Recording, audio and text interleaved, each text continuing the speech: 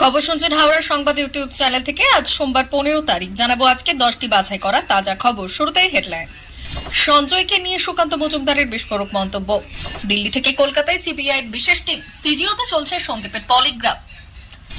সমস্ত প্রমাণ লোপাটের মূলে সন্দীপ ঘোষ, রয়েছে শাসক দলের মদত। বিস্ফোরক সুবর্ণ গোস্বামী। আরজিকর দুর্নীতি, সিবিআই প্রথম এফআইআর। ধর্ষণের একটাই শাস্তি, ফাঁসি। প্রধানমন্ত্রীকে রাজনৈতিক অনুরোধ দেবের। কোর্ট আগেই ধরেছিল, এবার মঞ্চে তৃণমূলের কীর্তি ফাঁস করে ঝড় তুললেন শুভেন্দু। দেখুন। প্রিয় দর্শক, আমাদের চ্যানেলের সঠিক খবরগুলি পেতে চ্যানেলটি সাবস্ক্রাইব করুন। আসছি বিস্তারিত খবরে। বিজেপির রাজ্য সভাপতি সুকান্ত মজুমদার গ্রেপ্তারকৃত সিভিক ভলেন্টিয়ার সঞ্জয় রায়ের বিরুদ্ধে এক বিস্ফোরক মন্তব্য করেছেন।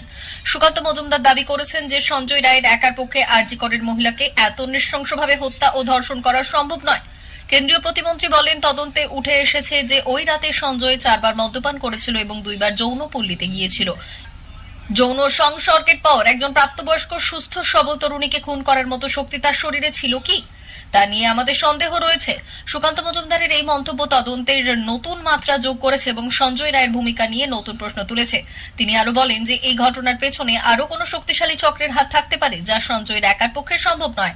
তার এই বক্তব্য তদন্তকারী সংস্থার উপর চাপ সৃষ্টি করতে পারে এবং নতুন করে তদন্তের প্রয়োজনীয়তার বিষয়টি সামনে আনতে পারে।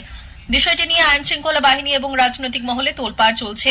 সুকান্ত মজুমদারের মন্তব্যের পর আইনজীবী সম্প্রদায় এবং রাজনৈতিক নেতারা গভীরভাবে তদন্তের দাবি জানাচ্ছেন এবং ঘটনাটির সব দিক খতিয়ে দেখতে বলছেন।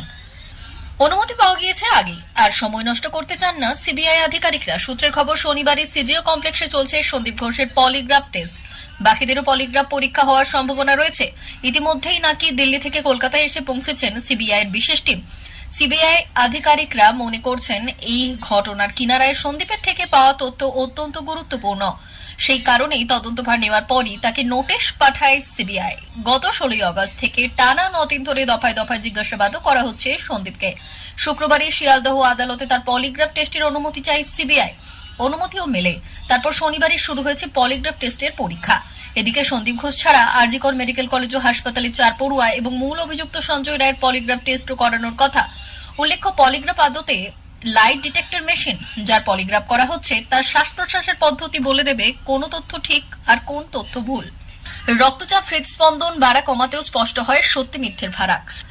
শরীর মস্তিষ্ক প্রশ্নের উত্তরে কিভাবে সাড়া দিচ্ছেন তা পলিগ্রাফে প্রকাশিত হয়। সঠিক উত্তর পেতে একাধিক অপশন দিয়ে অভিযুক্তের শরীর ভাষার বদল খেয়াল করলেই মেলে উত্তর। তবে পলিগ্রাফ টেস্টের রিপোর্ট 100% ভরসাযোগ্য কিনা তা নিয়ে মতানৈক্য রয়েছে। শাসক দলের মদতে আরজি করে সমস্ত প্রমাণ লোপাটের মূলে সন্দীপ ঘোষ। বোলপুরে মিছিল করে বিস্ফোরক মন্তব্য করলেন সর্বভারতীয় ফেডারেশন গভর্নমেন্ট ডক্টর অ্যাসোসিয়েশনের অ্যাডিশনাল জেনারেল সেক্রেটারি সুবর্ণ গোস্বামী। তিনি আরো বললেন, অভিযুক্তদের আড়াল করার ঘৃণ্য প্রচেষ্টা চলছে। কলকাতা পুলিশ ব্যর্থ। আরজি করের প্রতিবাদে শনিবার বোলপুর শহর জুড়ে বাম মনস্ক মানুষজন মিছিল করেন। একদিন বোলপুরে বাম মনস্ক মানুষজন একটি প্রতিবাদী মিছিলের আয়োজন করেন। বোলপুর উচ্চ বিদ্যালয়ের সামনে থেকে সেই মিছিল শুরু হয়। মিছিলে অংশ নেন সর্বভারতীয় ফেডারেশন গভর্নমেন্ট ডক্টর অ্যাসোসিয়েশনের অ্যাডিশনাল জেনারেল সেক্রেটারি চিকিৎসক সুবর্ণ গোস্বামী, যিনি প্রথম থেকেই আরজি করের প্রাক্তন অধ্যক্ষ সন্দীপ ঘোষের বিরুদ্ধে সরব হয়েছেন। সুবর্ণবাবুর বাড়ি বোলপুরের সিঙ্গি গ্রামে। এখানেই তিনি ছোট থেকে বড় হয়েছেন। তিনি বলেন, অভিযুক্তদের আড়াল করার ঘৃণ্য প্রচেষ্টা চলছে। ঘটনার পর ওই ছাত্রীর বাবা মাকে খবর দেওয়া হয়েছিল যে আপনার মেয়ে আত্মহত্যা করেছে। ডাকার পর তাদের 3 ঘন্টা দাঁড় করিয়ে রাখা হয়েছিল। মৃতদেহ দেখতে পর্যন্ত দেওয়া হয়নি। চিকিৎসক সুবর্ণ গোস্বামী আরো বলেন, সন্দীপ ঘোষ এবং তার অনুসারীরা আর শাসক দলের কিছু নেতা মিলে সলা পরামর্শ করেছিলেন কিভাবে বিষয়টিকে ধামাচাপা দেওয়া যায়। প্রমাণ লোপাটের জন্য নানান ধরনের চেষ্টা করা হয়েছে। নিজেদের অনুগামীদের দিকে ফরেন্সিক বিশেষজ্ঞদের কমিটি গঠন করা হয়েছিল, যাতে রিপোর্টেও গরমিল করা যায়। তাই ভুলে ভরা ফরেন্সিক রিপোর্ট বেরিয়ে এসেছে। কোনো নিয়ম মানা হয়নি। একের পর এক বিভ্রান্তি তৈরি হয়েছে। আরজিকর দুর্নীতি কাণ্ডে সিবিআই প্রথম এফআইআর দায়ের করেছে, যা কাণ্ডের গম্ভীরতা আরো স্পষ্ট করে দিয়েছে। শনিবার সকালে কেন্দ্রীয় সংস্থার গোয়েন্দারা সিট থেকে সমস্ত প্রাসঙ্গিক নথিপত্র গ্রহণের পর এই ব্যাপারে আনুষ্ঠানিকভাবে এফআইআর দায়ের করেন। জানা গেছে, এই মামলায় প্রায় 70টি দুর্নীতির অভিযোগ রয়েছে, যা সিবিআই তদন্তের মূল ভিত্তি হিসেবে কাজ করছে। আদালতের নির্দেশে এই মামলার দায়িত্ব সিবিআই এর হাতে হস্তান্তরিত হয়েছে, যা আগে রাজ্য পুলিশের বিশেষ তদন্তকারী দলের তত্ত্বাবধানে ছিল। সিবিআই নতুন পদক্ষেপ তদন্তের গতি বৃদ্ধি করবে এবং দুর্নীতি কাণ্ডের বিরুদ্ধে কঠোর পদক্ষেপ নেওয়া হবে। প্রাথমিকভাবে গোয়েন্দারা নথিপত্রের পর্যালোচনা ও অভিযোগের সত্যতা যাচাইয়ের প্রক্রিয়া শুরু করেছেন। এই এফআইআর দায়ের করার মাধ্যমে সিবিআই নিশ্চিত করেছে যে দুর্নীতি সংশ্লিষ্ট সকলকে আইনের আওতায় আনা হবে এবং সঠিক তদন্তের মাধ্যমে সত্য প্রকাশ করা হবে। শহরে ছিলেন না, ফিরেই আবার বাবার অসুস্থতার খবর পান, সোজা চলে যান হাসপাতালে। এত কিছুর মধ্যে আর্টিস্ট ফোরামের ডাকা গণ অবস্থানে যোগ দেন দেব। সেখানেই ধর্ষণের মতো অপরাধের কড়া শাস্তি চাইলেন অভিনেতা তথা তৃণমূল সাংসদ। যারা ধর্ষণ করবে তাদের একটাই শাস্তি, ফাঁসি, বললেন তারকা। আরজি করের ঘটনার পর প্রায় 2 সপ্তাহ কেটে গিয়েছে। দেব জানান এই কদিনে প্রায় 1400 মতো মেল পড়েছে। এত বড় একটা আন্দোলন হচ্ছে, আমরা কোন দেশে বাস করছি প্রশ্ন করেন তারকা। 14 অগস্টের রাত দখলের কর্মসূচির প্রশংসা করে তিনি বললেন, স্বাধীনতার পর এত বড় এত সুন্দরভাবে একটা আন্দোলন দেখল ভারতবর্ষ। তবে অভিনেতা মনে করেন রাজনৈতিক সুবিধাবাদীদের প্রভাবে এই আন্দোলন গতিপথ হারাচ্ছে। তিনি চান ভারতবর্ষের প্রত্যেকটা মেয়ে যেন রাত 10টার পর নিশ্চিন্তে রাস্তায় বেরোতে পারে, তবে এই আন্দোলনের সার্থকতা।